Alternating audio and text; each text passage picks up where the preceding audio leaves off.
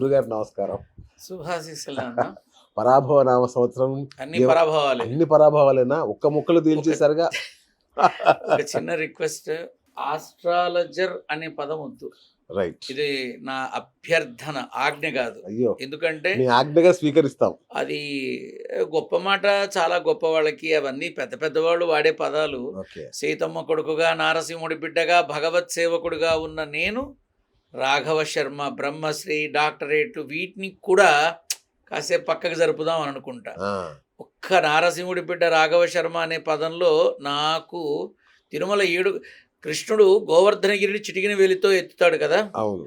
ఆ నారసింహుడి బిడ్డ అనే పదంతో తిరుమల 7 కొండలు చిటికిన వేలితో ఎత్తినంత ఆనందంగా ఉంటుంది నాకు. కాబట్టి అది చాలు. అయితే ఈ ఫస్ట్ పైలట్ రోహిత్ రెడ్డిది మాట్లాడుకుందాం. నాకు ఇంకా నిజంగా షాకింగ్ గా ఉంది. ఆయన ఒక సంచలనాలకి ఎన్నోటికో కేంద్ర బిందువు ఒక రకంగా. ఆయన జీవితంలో 6 నెలల ముందే జైలు యుగాన్ని ఎలా పసిగట్టారు? ఇది పసిగట్టడమే ఉంది నాన్న. ఇప్పుడు నా దగ్గర ఉన్నదేమిటి? నా నాన్న నారసింహుడు. నా దగ్గర ఇంకేం లేవు. మంత్రాలు లేవు, తంత్రాలు లేవు, యుక్తులు లేవు, శక్తులు లేవు, ఏమీ లేవు. నా నాన్న సంకల్పంతో నేను చేసే ప్రతి సేవ కూడా దిస్ ఇస్ నాట్ ప్రిడిక్షన్. మళ్ళీ తెలియబరుస్తున్న ప్రిడిక్షన్ కాదు, ఇది ఖచ్చితమైన విధానం. కాలజ్ఞానమా? ఖచ్చితమైన విధానం. ఖచ్చితమైన విధానం అని అంట. నేను మాట్లాడను. మాట్లాడడం అంటూ జరిగితే ఇది జరిగింది అని అన్నవాళ్లే తప్ప ఇది జరగలేదు అన్నవాళ్ళు లేరు. ఎందుకని? మోసం చేయడం చేత కాదు, మభ్యపెట్టడం చేత కాదు, భయపెట్టడం చేత కాదు, బెదిరించడం చేత కాదు. తెలిసిందల్లా ఒక్కటే, వాళ్ళకి వాళ్ళ స్థితిగతులను బట్టి జరగబోయేది ఇది అని తెలియపరచడం నాకు తెలుసు. ఓకే. ఈ పైలట్ రోహిత్ రెడ్డి అనే మనిషి మొట్టమొదట ఇండివిజువల్గా నా దగ్గరకు వచ్చినప్పుడు ఇట్లా ఇండివిజువల్గానే పోటీ చేస్తే బాగుంటుందా, పార్టీలోకి వెళ్తే బాగుంటుందా అని అడిగిన రోజు మొదలు ఆ రోజు నుంచి నేను తెలుసు.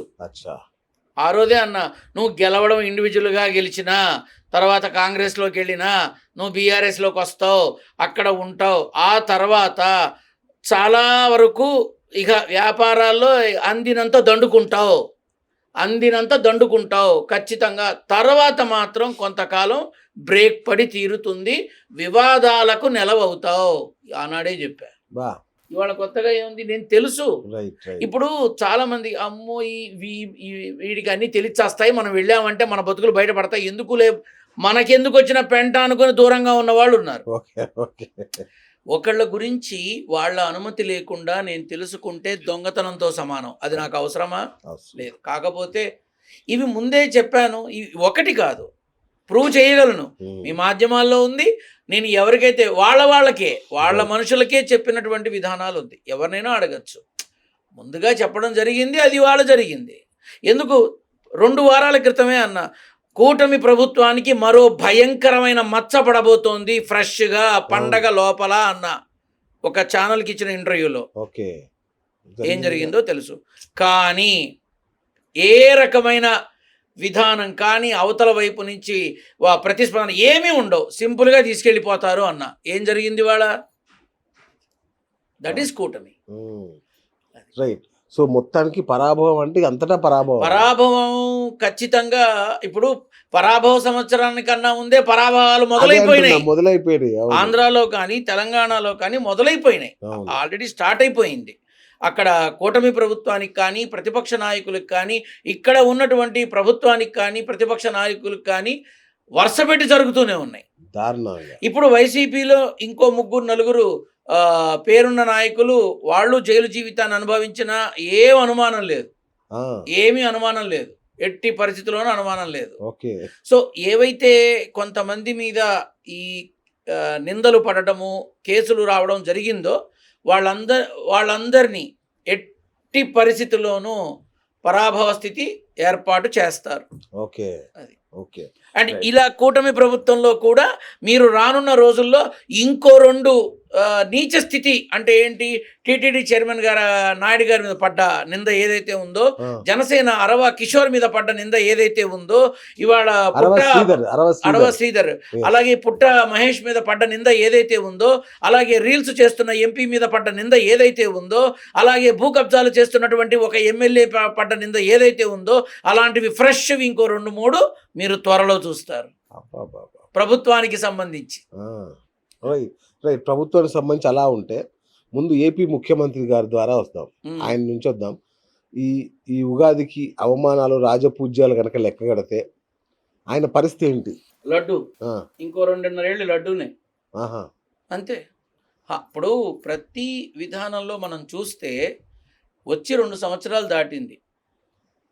ప్రజలకి చేసిన వాగ్దానాల్లో మీరు కావాలంటే పరికించండి, ఎవరు మాట్లాడకూడని మాట ముఖ్యమంత్రిగా అన్నిసార్లు చేసి అంత రాజకీయ అనుభవం గడించి అటువంటి ఉన్నతమైన శిఖరాన్ని సాధించాను అని చెప్పే చంద్రబాబు నాయుడు గారు ఒక మాట అన్నారు ఎన్నికలకు ముందు, గంజాయి అమ్మేవాడిని భూమి మీద లేకుండా చేస్తా నేను అని. దాని అర్థం ఏంటి అనొచ్చా? చంద్రబాబు నాయుడు గారు అనొచ్చా ఆ మాట? 70 ఏళ్ల పైబడిన వ్యక్తి ఆ మాట అంటే మరి 20 ఏళ్ల వాడు రప్ప రప్ప అనక బాదుషా అంటాడా? గమనించాలి. ఎన్నికలకు ముందు మీరు చేసే వాగ్దానాలన్నీ ఎన్నికల్లో గెలవడం కోసమేననే సంగతి ప్రజలకి తెలీదా? అందరికీ తెలుసు. 100 రోజుల్లో మేము దీన్ని నివృత్తి చేస్తాం, లేకపోతే కనపడము అని అన్నారు. శుభ్రంగా తిరుగుతున్నారుగా, వెళ్ళి మ్యాచ్లు కూడా చూస్తున్నారుగా. ఈ విధానంలో రానున్న రోజుల్లో కూటమికి నిర్ద్వంద్వంగా మొన్న సుప్రీంకోర్టు ఇందులో ఏమీ కలవలేదు అని చెప్పింది, ఈడీ ఏమీ కలవలేదు అని చెప్పింది, రేపు ఏకసభ్య కమిషను అదే చెప్తుంది, తర్వాత ఇంకోటి అదే చెప్తుంది. దాని అర్థం ఏంటి? పరాభవమేగా. కాబట్టి పరాభవం ఆ రకంగా ప్రజల నుండి పరాభవం అక్కడ తప్పదు, ప్రభుత్వం నుండి ప్రతిపక్షానికి పరాభవం తప్పదు. ప్రభుత్వం నుంచి ప్రతిపక్షానికి పరాభవం తప్పదు, ఖచ్చితంగా తప్పదు. ప్రభుత్వం నుంచి ప్రతిపక్షానికి పరాభవం తప్పదు. ఈ సంవత్సరం నవంబర్ 9 వరకు ప్రభుత్వానికి మాత్రం కూటమిలో వచ్చేటటువంటి ఈ జనసేన, టీడీపీ, బీజేపీ అనేవి ఏదైతే ఉందో ఈ కూటమి కోటల బీటలు వారడం చూస్తారు మీరంతా. ఇంకొకటి గురుగారు, ఈ మధ్య చాలా రచ్చ అవుతుంది, లోకేష్ గారిని ముఖ్యమంత్రిని చేయబోతున్నారు. మే 18 లోపల అవకాశం ఉంది నాన్న. అవునా? మే 18 లోపల 99.99% అవకాశం ఉంది. ఆ 0.01% వాళ్ళు వద్దనుకుంటే తప్ప అవకాశం ఉంది. చంద్రబాబు నాయుడు గారిని ఏం చేస్తారు? నాన్న, తండ్రికి కొడుకుని సీఎం గా చూసుకోవాలని కోరిక ఉండదా? ఉండకూడదా? ఉండాలి. అంతే, తప్పే ఉంది. ఆయనకి కేంద్రంలో నితీష్ కుమార్ కి ఇచ్చినట్టుగా ఏమన్నా? ఇప్పుడు ఊహాగానాలు, రాష్ట్రపతి అని, లోక్సభ స్పీకర్ అని, ఉప ప్రధాని అని, ఇలాంటివన్నీ చాలా జరుగుతున్నాయి నాన్న. అక్కడ ఉన్న గురువృద్ధులు చాలా మంది ఉన్నారు. వాళ్ళందరినీ పక్కన పెట్టి ఇక్కడ ఇచ్చారనుకో, తర్వాత మిగతా ఇప్పుడు భాజపాతో కలిసి ఉన్న పార్టీల యొక్క ఎంపీల సంగతి అంతా బయటకు వస్తే అప్పుడు పరిస్థితి ఏంటి అంటే, ఇక్కడ నీ దగ్గర ఉండి నీ చెయ్యి కింద ఉండి మమ్మల్ని అందరినీ పక్కన పెట్టి నువ్వు ఆయన తీసుకొచ్చి నువ్వు ఆయన చేస్తే మేము నీకు సపోర్ట్ చెయ్యము తర్వాత అంటే పరిస్థితి ఏంటి?